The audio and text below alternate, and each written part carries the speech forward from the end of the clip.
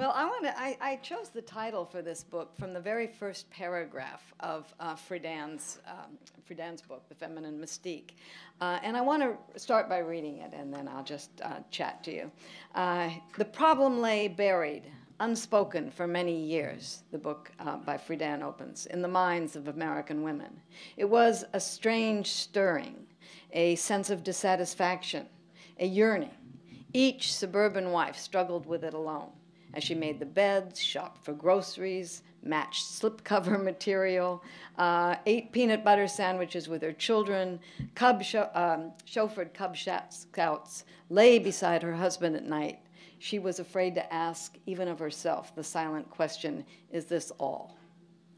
People who read that book at the time, 50 years later, can sometimes still quote those words. Sometimes, Friedan went on, a woman would try to blot out that feeling with a tranquilizer. Sometimes she thought the problem was with her husband or her children, or what she really needed was redecorate her house or move to a better neighborhood or even have an affair.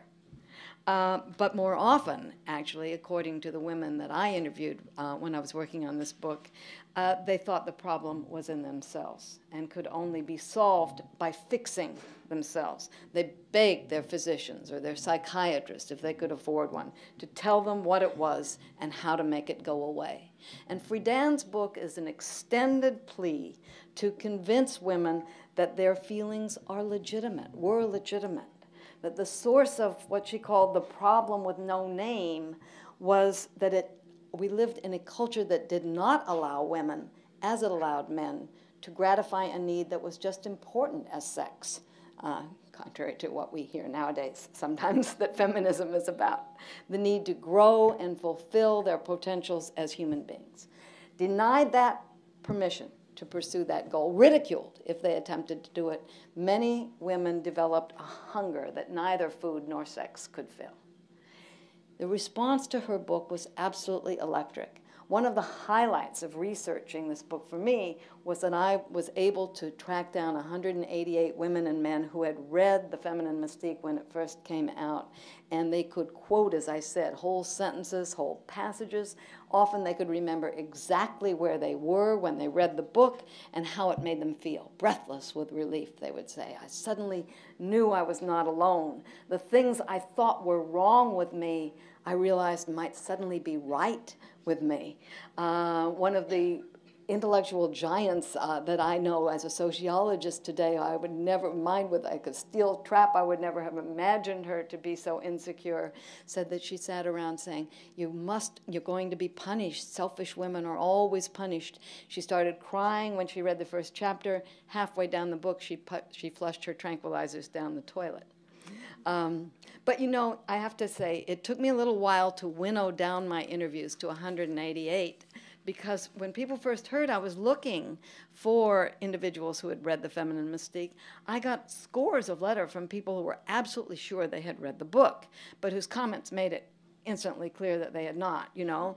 They had wildly different memories of what it said. One fan of the book said, oh, it documented all the ways that women are discriminated against in work, in law, in economics, even though, in fact, Friedan barely mentions those issues. Others told me it encouraged women to seek fulfillment by indulging in me-first consumerism or going after these ambitious careers, ideas that Friedan explicitly condemns. One insisted that this was the book that told women to burn their bras, although I hope everybody knows in this building that no such thing ever happened.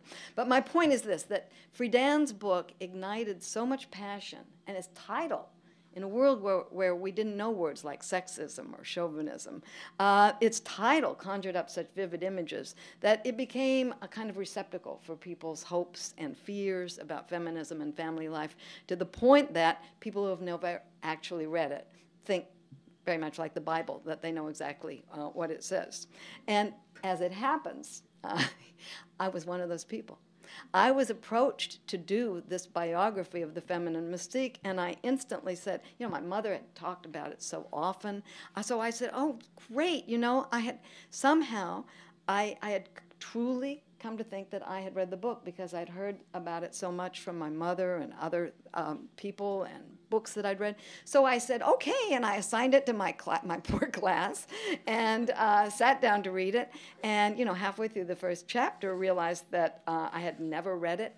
And I couldn't believe, you know, first of all, how dated it was in so many ways, but also how modest its proposals for change were, how uncontroversial its ideas were. But I think that's the real story. That's the reason it's important to recapture this period and to understand what went on it.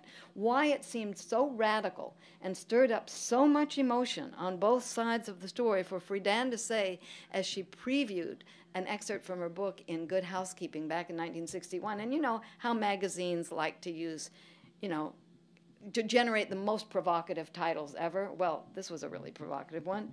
I say, the title said, "Women are people too."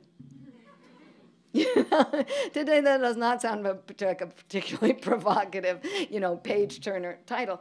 But at the time, this was not considered self-evident. In fact, it was considered a terrible mistake. Leading experts explicitly argued, because this is a direct quote, for society to regard its citizens as people rather than as primarily as males and females who occupied different roles and had completely different natures. So sometimes today, you know, we get kind of worn down by the stresses of juggling work and family. I suspect a lot of people in this room do. But we forget the price people paid when they didn't have to balance work and family, and in fact when they were penalized when they tried to do so. When women who wanted a meaningful work life were accused of suffering from a bad case of penis envy. And that's what they were told. When men who wanted to get more involved in childcare, and again, direct quote from a 1950s sociologist, were suspected of having a little too much fat on the inner thigh.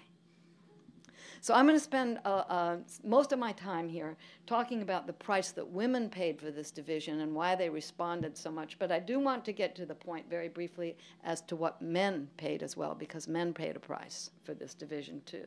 I think most people probably have a very good idea of the obstacles that working women faced back in the 1960s. It was okay to go to work, by the way. In fact, women housewives were often called parasites if they stayed at home once their children were grown.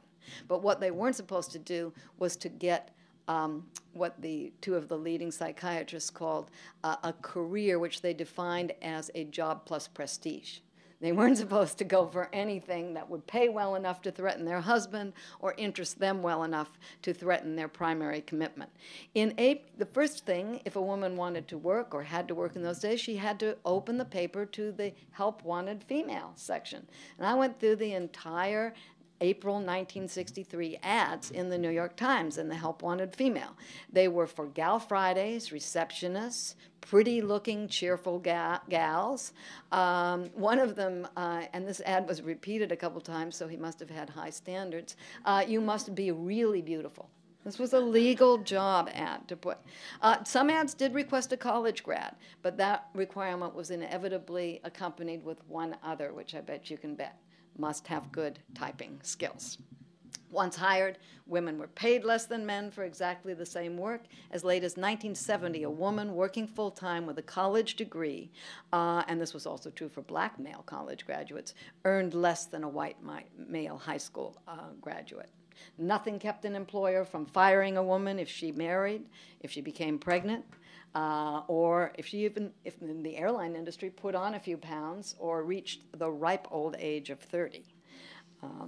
When one airline found out, there was a maternity leave. I did discover one maternity leave. One airline in the 1960s said that if a woman had a miscarriage or her child died within the first year, she could get her job back with no loss of seniority.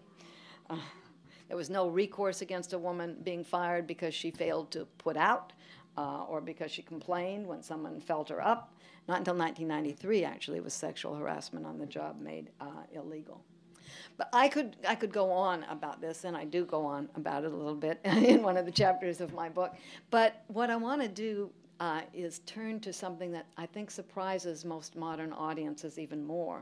And to understand in a culture where, as Rebecca points out, we're always being invited to partake in the mommy wars, and where people seem to think that the prevalence of working women and the reforms of feminism have undermined the prestige of homemaking, I wanted to just point out how little security and social respect stay-at-home wives and mothers had before Friedan and the women's movement came along.